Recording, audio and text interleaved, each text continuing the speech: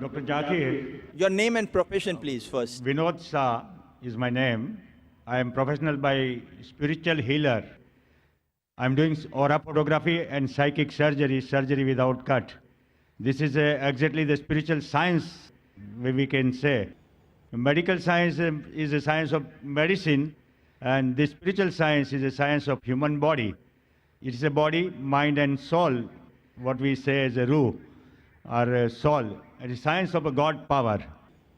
Once the person develops the spiritual power by sadhana or whatever the prayer, spiritual prayer or whatever the namaz and whatever we are doing, and if you develop the spiritual ability to heal others, this is the difference between an ordinary human being and a superhuman being, what we say. And the science of this energy, invisible energy. Now there is a two type of things which exist in human being. One is visible physical body, and another is a soul body, ruh. So now science of the ruh, soul body, is 99%, and science of the body is 1%. Today what we are practicing is the medical science, is the science of medicine and not the science of human body. And purpose of any religion is to keep human body healthy throughout the life and achieve the final goal of the life. So understand this science of invisible power, God power. Sir, can we have your question without a background? So that just you can have your background in 2-3 sentences, then your question. Please, sir. If we follow the path of religion, any religion or Quran, we can keep ourselves healthy throughout the life if we don't get any disease in the body. Brother asked a question that he is a spiritual healer and he heals things without cut, without using a knife, and treats patients, etc. Talking about spirituality, healing of the body, healing of the soul. Basically, brother, as far as spiritual healing is concerned, there is something like true spiritual healing and something which is like a deceit. There's a world of difference in that. We do have many spiritual healing in public done by missionaries, and I've attended some of the programs. The Christian missionaries, they get a person and they get him on the stage, and the person is lame and he starts walking, the person is blind, he starts seeing, and we find many. And I don't know whether you have seen, I have seen many documentaries which have tried to expose how they do it. How they do it. And in our Islamic Research Foundation, ours is a research organization on Islam and comparative religion. And we try and collect materials dealing with such things. There are many documentaries which show that how they do it.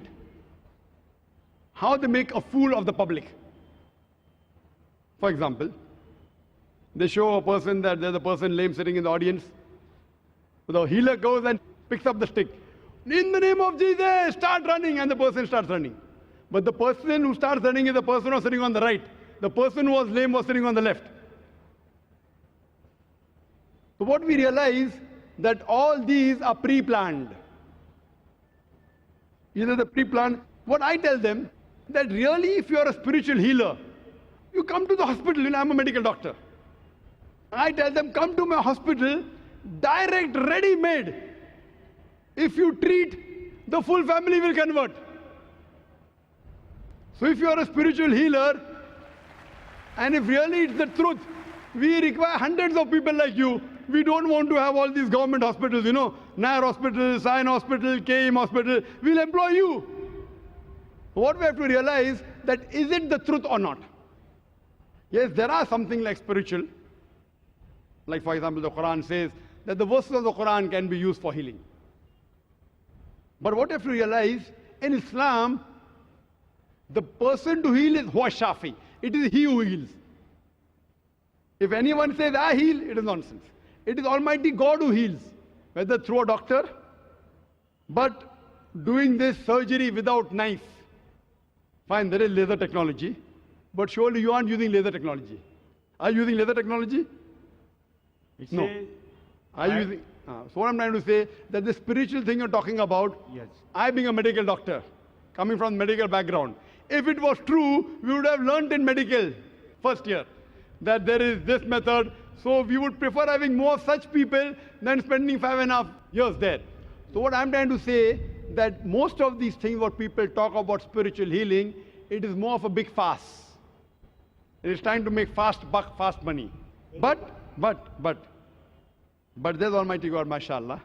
There are verses of the Quran which can get peace for you in your mind, which can treat you. There are certain diseases which science cannot understand beyond science understanding. There may be, but what we see today, mostly in the spiritual healing sessions, in vast gathering, according to me, it is nothing but a gimmick. And all these people who heal, I would like to invite you, brother. Let's tomorrow go to Sion Hospital together. Fine. And you heal the people. Better have you than have 50 doctors. Healing, generally what we say is a healing. Healing is not for the curing the disease what occurred in the body. But if you treat your mind and soul body, you will never get the disease throughout the life. So preventive care, what we do day-to-day prayer and namaz and whatever we do it properly, we will never get a health problem. And if you understand the science behind it, it is a science of God power and how to use God power in our day-to-day life, what is relation of God power with human body. So if you understand that science totally, which is 99% of human health, medical science has not understood the mind and soul science because it's a Western science, it is a science of body only. And it is a 1% of total knowledge. 99% knowledge is just mind and soul knowledge, which is a secret knowledge lost from India. And today, what I'm as a science student, I give up my religion, Jainism, to going to temple and other things for 20 years after learning this science. And when I came to know in 92 about the spiritual healing, about Reiki and pranic healing, which has came from the foreign, these foreign people are teaching our own science in India. The science which was there in 5,000 years in India, Vedic science, Jainism, Muslim, whatever, that is lost because Western science has taken over the charge of our human body and human health. And this science was discovered to kill virus and bacteria only. Answer the question, it is brother. a chemical poison. Brother, this is a question answer time, not a speech time. So we have got your question. You are saying that if you know this spiritual healing, you will never get the disease of the body. I disagree with you. Yes, if you do practice, there may be on certain occasions where there are less chances that you may acquire diseases. But if you say that you will never get diseases, I disagree with you.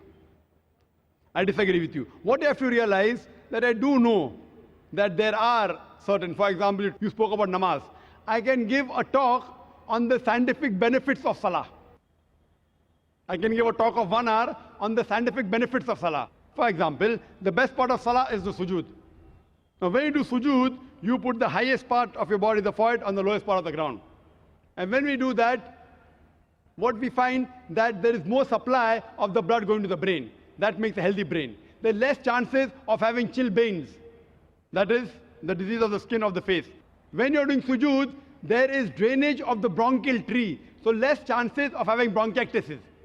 Now when we breathe normally, 1/3 of the air in the lung remains. It's called as residual air. When you breathe in the sujood, the abdominal viscera, they press against the diaphragm. And the diaphragm, it exhales out the residual air. So you breathe in more fresh air.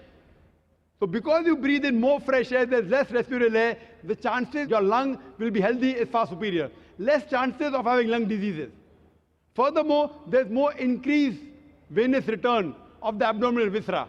There's less chances of having piles. When you get up from the position of sajda, when you stand up, there is more stress on the calf muscles. And the calf muscles, according to medical science, they are known as peripheral heart. It pumps the blood to the lower part of the body. I can go on and on giving references. How does salah benefit? But we Muslims, we don't pray salah for all these benefits. We pray because we thank Allah subhanahu wa ta'ala. These medical benefits are side dishes, dessert. Our main dish, biryani, is because we thank Allah and we worship Him. These medical benefits may inspire a non-Muslim. He may come closer to Islam. It will keep you healthy. But mainly, it is to thank Allah subhanahu wa ta'ala. Because we worship Him. It is not because we want to exercise. These are extra benefits, side dishes. But even I've read about other religions, about Vedic and all. Some, I do agree, do have some benefits. But to say that if you do this, you will never get any disease, I disagree with it. And it has not been proven by science at all. And as for the non-Muslims, if they would like to ask any questions, even outside the topic, if he or she is a non-Muslim, you're most welcome to ask questions even outside the topic. Hope that answers the question.